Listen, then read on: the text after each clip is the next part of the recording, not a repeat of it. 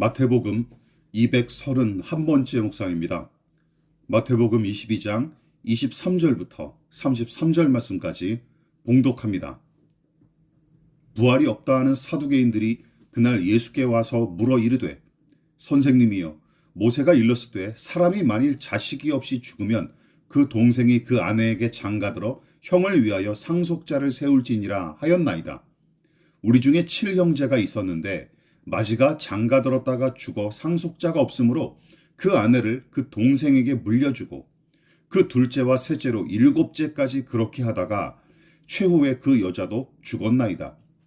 그런즉 그들이 다 그를 취하였으니 부활 때에 7 중에 누구의 아내가 되리이까?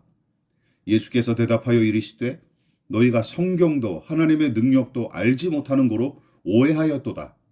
부활 때에는 장가도 아니가고 시집도 아니가고 하늘에 있는 천사들과 같으니라. 죽은 자의 부활을 논할진대 하나님이 너희에게 말씀하신 바, 나는 아브라함의 하나님이요 이삭의 하나님이요 야곱의 하나님이로라 하신 것을 읽어보지 못하였느냐? 하나님은 죽은 자의 하나님이 아니요 살아있는 자의 하나님이시니라 하시니 무리가 듣고 그의 가르치심에 놀라더라. 웃기는 일이 연달아 일어납니다. 지난번에 언급했다시피 예수님을 공공의 적으로 삼은 유대의 종교인들과 위정자들이 본문에서 대화합과 대연합을 이룬 모습을 보십시오.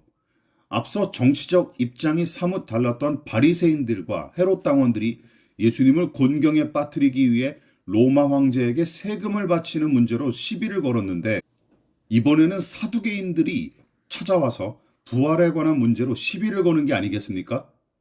사두개인들은 당시 대부분의 제사장직을 차지했던 부유한 귀족 출신 집단으로서 구약 성경은 물론이고 그에 관한 해설서와 설화 등도 하나님의 말씀으로 여기며 율법을 준수하기에 힘썼던 바리새파 사람들과는 다르게 그들은 오로지 모세 오경만 여호와 하나님의 말씀으로 인정했을 뿐만 아니라 더 나아가 이성과 합리성, 실리를 중요하게 여겼던 까닭에 마귀, 귀신, 영혼, 천사의 존재, 천국, 지옥, 심판, 부활, 기적 등을 믿지 않았던 철저한 실리주의자들이었습니다. 그래서 본문은 그들을 가리켜 부활이 없다 하는 사두개인들로 기록했고, 예수님을 시험하기 위해 그들이 들고 나왔던 문제도 부활의 모순에 관한 것이었습니다. 무슨 내용이죠? 7 형제 중에 맏형이 자식을 남기지 않은 상태에서 사망을 했고, 그 동생이 율법의 명령인 계대 결혼의 명령에 따라 후손을 이을 목적으로 맏형의 형수를 아내로 맞이했으나 동생들도 형처럼 자식을 낳지 못하고 사망하는 일이 연달아 일어났다면 그들이 차례대로 아내로 맞이했던 그 여인은 부활의 날에 누구의 아내가 되겠냐는 질문이었습니다.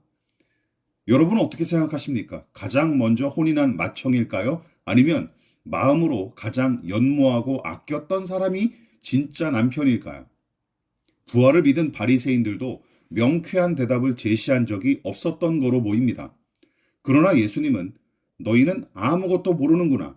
부활할 때는 타락한 세상의 생리와 규칙을 초월하여 새로운 세상에서 새롭게 변화한 존재로 살아가리라 하고 대답하십니다. 거기에 덧붙이신 내용이 바로 출애굽기의 말씀이죠.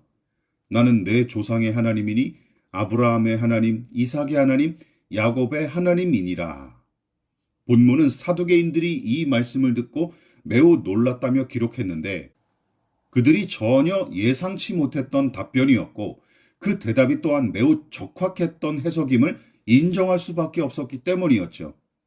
무엇보다 예수님의 답변이 매우 명쾌하고 적절했던 이유를 크게 2가지로 볼 수 있는데, 우선 예수께서 다른 성경이 아닌 모세 오경 중 하나인 출애굽기의 말씀을 인용함으로써 사두개인들이 함부로 반박하지 못하도록 조치하신 것이 기가 막힙니다. 그뿐만이 아닙니다. 예수님이 아브라함과 이삭과 야곱의 하나님을 언급한 이유가 무엇입니까? 당시로서는 세 사람이 오래전에 죽은 유대민족의 조상일 뿐이지만 하나님 안에서는 그들이 여전히 살아있고 하나님도 여전히 그들과 함께 계시며 여전히 다스리신다는 뜻을 전달하시기 위해서였습니다. 효과는 확실했습니다. 사두개인들은 놀라며 침묵했습니다. 물론 그들은 무릎을 꿇지 않았습니다.